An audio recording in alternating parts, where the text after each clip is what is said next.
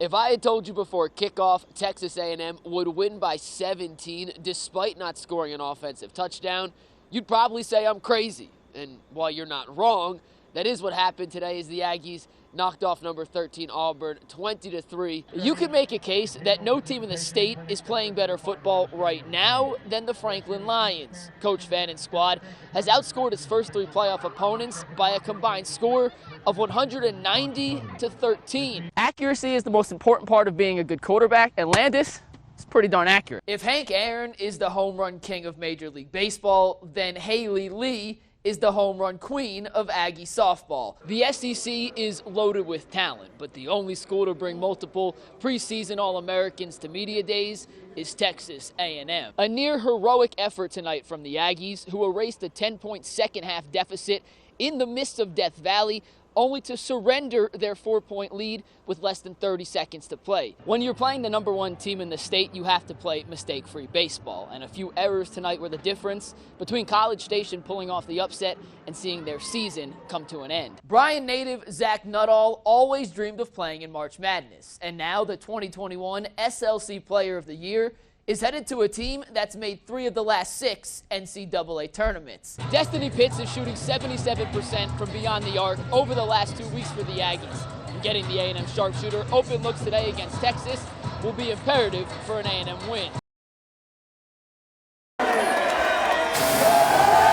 We are national champions. Oh my goodness, it's so weird saying it. During Sam Houston's historic run to the spring FCS National Championship, most media was stuck on the outside looking in at the team due to COVID-19 restrictions, except for 2 podcasters. 3, 2, 1. This is Walk On Radio, a football-focused podcast looking to shine a light on the FCS. We wanted to show people that the playoffs are fun, FCS football is fun, and it's something that you can really get into. The show gets its name because the 2 hosts, Dalton Meyer and Ryan Humphreys, started their Bearcat careers as walk-ons. They're both very articulate.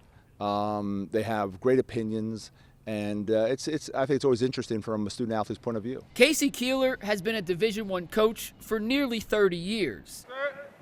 And this is the first time he's ever had his own players share stories from inside the locker room with the rest of the world.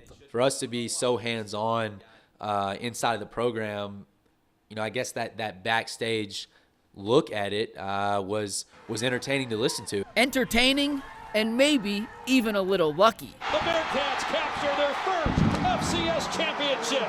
Since launching the show last summer, Sam Houston hasn't lost. I just look forward to listening to Hump and Dalton talk about what's going on in the football world that caught us off guard and that the rest of the world's talking about, but these are our guys. I want to hear their opinion. Humphrey says if he had a dime for every time a teammate asked to come on the pod, he'd be rich. And while they aren't rich yet, Walk On Radio has signed a deal with Believe, a professional podcast network based in LA. That attached to our name really has boosted a lot of social media following, viewership, and just overall exposure. That's the media equivalent of a walk-on earning a scholarship, which both Meyer and Humphreys did on the field as well. We're excited for another week of football. Being podcasters wasn't in their future plans as freshmen, but these 2 rarely stick to the script. Maybe when we're adults, going to different FBS college football games and tailgating and traveling and kind of doing the whole experience. So I'm excited, and I'm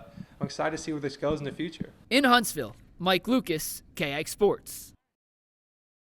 Down to 5 seconds. The last play of the game wasn't designed for Jordan Nixon. Nixon's going to have to make it happen. But life doesn't always go as planned. Jordan Nixon, New York Tough delivers.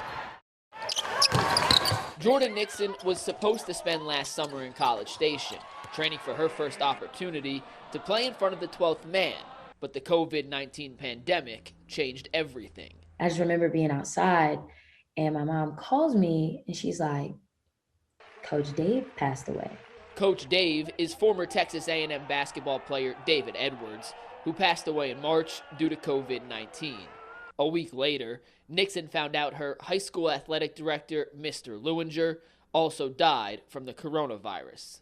Are you serious? Like, what do you mean? I don't understand. How is this happening? The tough breaks just kept on coming. Later in the summer, Nixon lost her uncle Bobby to a heart attack, forcing the basketball star to put the game she loves on hold. Once that happened, I was like, no, I have to go home. Not that I didn't care about COVID, but I'm like, I'll wear my mask. I'll do whatever I have to do, but I have to go home. Nixon spent the next few months in the epicenter of the pandemic, surrounded by family, waiting for the right time to come back to campus.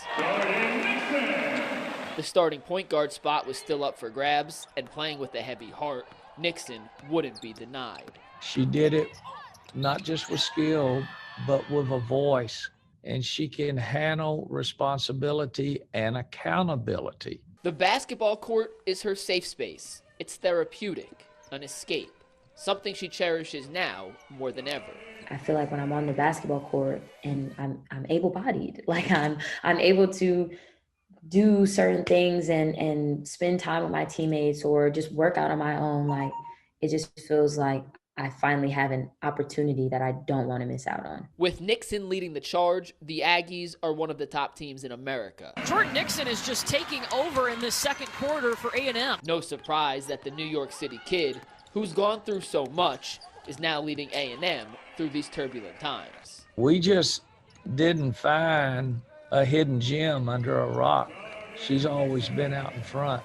All we're trying to do is to polish it, accentuate her skills, and let her just be herself. And just like that last-second shot to beat Arkansas, Nixon is making the best out of the hand she's dealt. In College Station, Mike Lucas, KAGS Sports.